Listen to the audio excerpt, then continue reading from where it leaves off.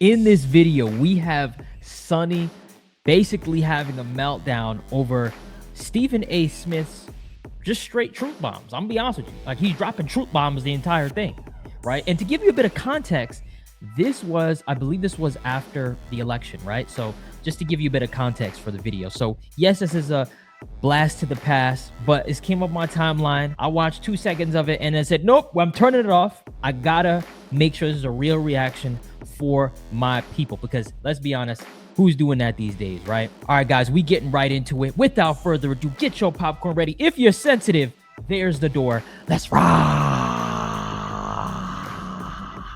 Oh my God! Commentator Stephen A. Smith calls it like he sees it, and he joins us at the table with his view of the election 2024 and where we go from here. Our soon-to-be neighbor, right over there. Please welcome Stephen A. Smith.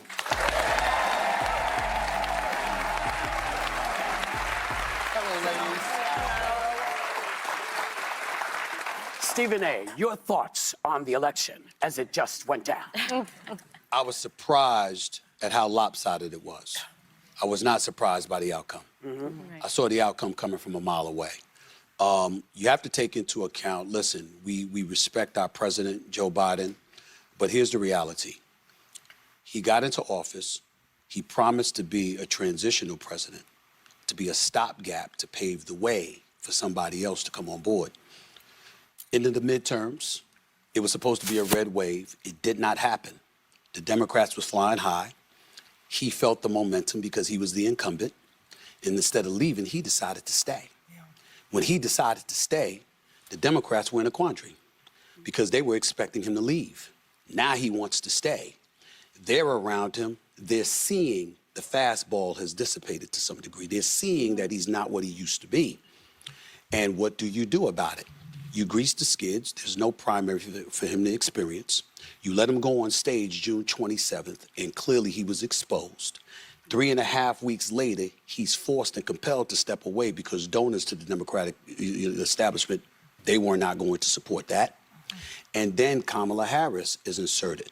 I don't blame her one bit. Same. I thought she did a phenomenal job. Yep. She went all out. She did what she could. But you can't overcome that kind of situation. And remember, there's 2 C words that are incredibly important in America. Capitalism is one.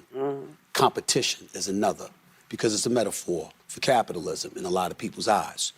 Because I'm going to say something real quick. So there are parts of what Stephen A. Smith is saying that I 100% agree with. The only thing I will say is I'm not the ultimate fan of them just putting Kamala in. I do think there should have been some sort of process for picking that candidate out, especially looking back, because Kamala was not the only person, right? There were other qualified candidates that they could have chosen. But anyway, I digress. Back to the video. you were inserted, even though you were the vice president and it was the Biden-Harris administration, you had folks who are independent. I'm not talking about those on the right, and I'm not talking about those on the left, just independents, who said, wait a minute, she didn't experience a primary either. And the last time we saw her in a primary was 4 years ago, and she didn't even make it to Iowa. They used that as an excuse to point to her level of inexperience. Then you got the war in Russia and Ukraine. You got the Israeli-Palestinian conflict, Hamas and Hezbollah and all of that stuff. And you had Trump using codes. Look, do you want her? Where is she? Where's the interviews? Where's she showing herself? Where's the tough questions? Where's the interrogation? And he leaned on certain things. And you knew people were going to gravitate to that because right now, as divided as our country is, fear comes associated with that. And because that fear was there, he fed off of it. Yeah. And people bought it, hook, line, and sinker. And that's why he's the president. And Stephen, let me ask you, because I agree on all counts. There's a lot to unpack of what kind of went wrong for Democrats here. I think a factor is the working class feeling left behind, not reaching out to rural Americans. But what do you identify as what Democrats got wrong? And it seems like you agree Biden maybe should have stepped aside sooner. He definitely should have stepped aside. I said it a year ago. I was on camera, everybody was getting on me. I said it a year ago. You need to step aside. You took some heat. You remember, though, that he said, does everybody remember he originally said he was just going to do it for 4 years? Right. Yeah. That's what They're just skating over what she just said, right? In terms of the working class. They literally just like they're on ice skates. Like they just skated right over it. The fact that the working class wasn't heard and still doesn't feel heard. Your electrician, your plumber, the guy that mows your lawn. Come on, right? And many others, many others. If I'm preaching right now, like this video, I'm preaching. They didn't feel heard. Don't tell me that they felt heard, because I don't believe you. I'm not going to believe it at all, because the results don't say that. And we have the results already. Back to the video. Just saying. Right. And did you think that once you know who stepped in, he said, well, there's nobody, we don't have anybody? Well, the point is that it's not about who you're going up against when you know you're not what you used to be.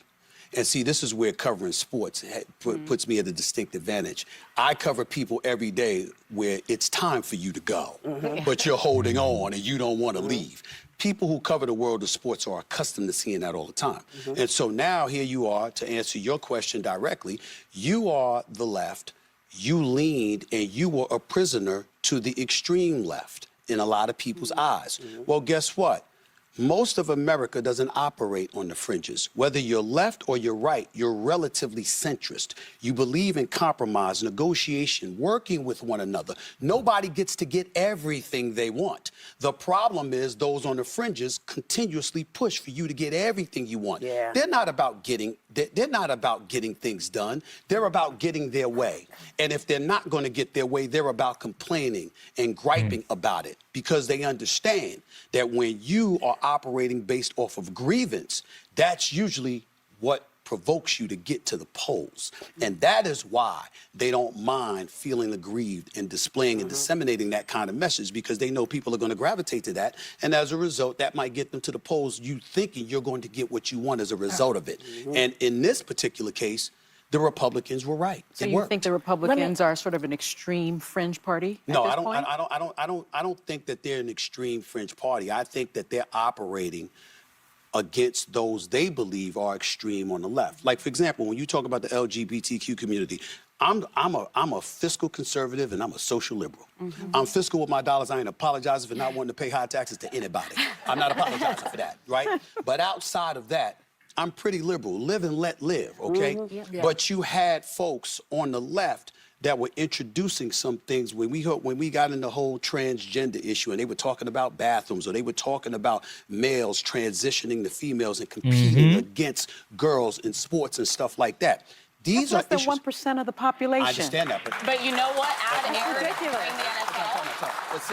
but I think that's where the mistake is made. Yeah, you're saying it's ridiculous. I don't disagree with you. Yeah. But most of the voters out there don't think like that. But that means they don't have the information. Okay, but 90% of the voters don't have the information. If you're out there busting your tail to make ends meet and to pay your bills, and you're going to work every day, and you got a family to take care of, and you're in New York City, you're getting stuck 2 hours of your day, you're stuck in traffic. You understand? You got a whole bunch of stuff to go through. You don't have time to know what you and I know. Maybe you need to listen to the news when you're in traffic. Well, again, I agree. Oh my goodness. No.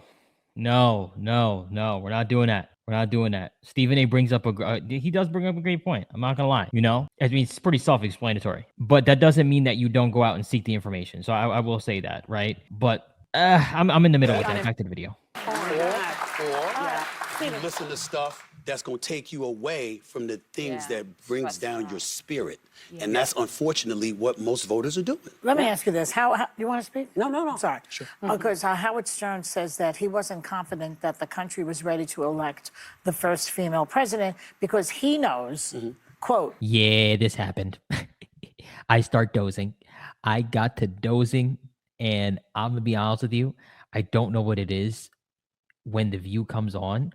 Unless they have like a really electrifying guest, I just get to dozing.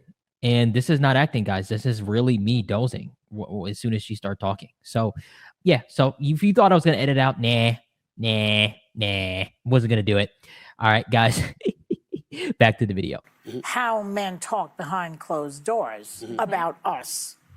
So we're very privileged to have a great guy here today. Yeah. Tell her, what do men say about us behind closed doors? Well, first of all, Say it to our faces. Yeah, do tell. I don't hide, so no worries there. Here's the deal. I respectfully disagree with Howard Stern. only from the standpoint that I wish he had been more specific. Why don't you say white men? Because let me tell you something about black men. We love our mamas. I know that. We love. That's right.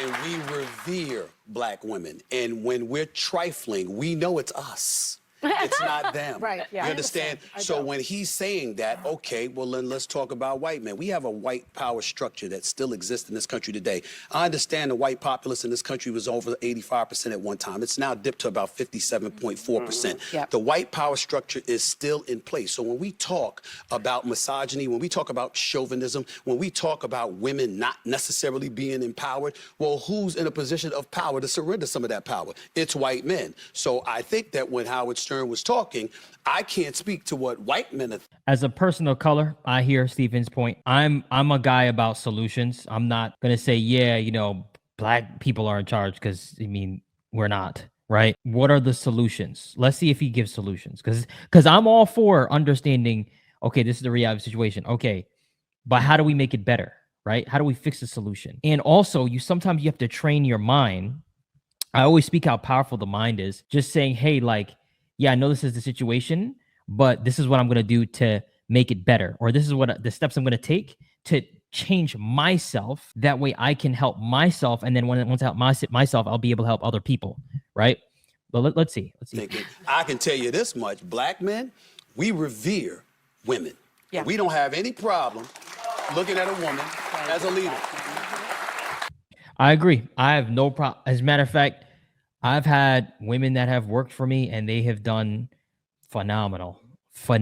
So there's no problem there. Now, honestly, this is the typical video. They make the sly remarks, but the one thing, like I said, that I will say, I wish that if they just would have just expounded on the worker stuff, where they talked about, you know, the workers not being heard. Like if they expounded on that, that would have made me W.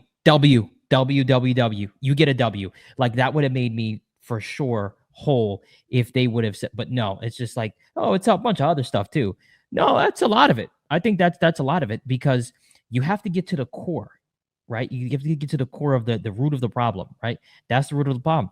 They're not heard. And it kind of makes sense when you look at it from a standpoint, right? Most of the stuff that, and especially in this past campaign, that the people on the left were focusing on weren't essentially stuff that a plumber would have to worry about, an electrician would have to worry about, an everyday bus driver. You understand what I'm saying? Not necessarily, right? What about food on the table? What about the roof over our head? What about any of that stuff? That's what they care about. You understand what I'm saying? Because that's what we need help with, right? So anyway, guys, let me know if you agree with me or not in the comment section below. Thank you guys so much for supporting me. Make sure you slap the like button and kick the subscribe button for more. Until next time, peace.